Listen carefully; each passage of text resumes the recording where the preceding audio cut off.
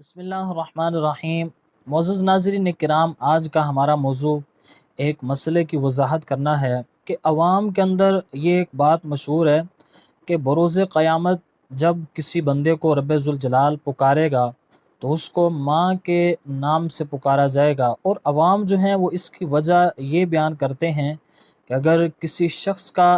نسب جو ہے وہ درست نہ ہو تو اس کے نسب کی حفاظت کرتے ہوئے اس کو ماں کے نام سے پکارا جائے گا۔ لیکن یہ بات ذہن میں رکھیں کہ دلائل کی روشنی میں یہ بات ذہن میں رکھیں کہ دلائل کی روشنی میں جو شرعی مسئلہ ہے وہ یہ ہے کہ قیامت کے دن لوگوں کو ماں کے نام سے نہیں پکارا جائے گا بلکہ والد کے نام سے ہی پکارا جائے گا،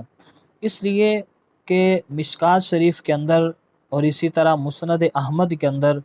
اور بالخصوص ابو داؤد شریف کے اندر یہ روایت موجود ہے۔ حضرت ابو درداء رضی اللہ تعالی عنہ آپ بیان فرماتے ہیں، حضور سید عالم علیہ السلام نے ارشاد فرمایا کہ قیامت کے دن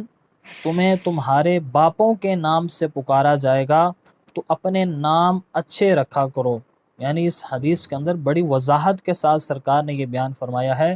کہ تمہیں قیامت کے دن اپنے باپوں کے نام سے پکارا جائے گا، ماؤں کے نام سے نہیں پکارا جائے گا۔ لیکن اس کے اندر ایک جزئی یہ بھی ذہن میں رکھیں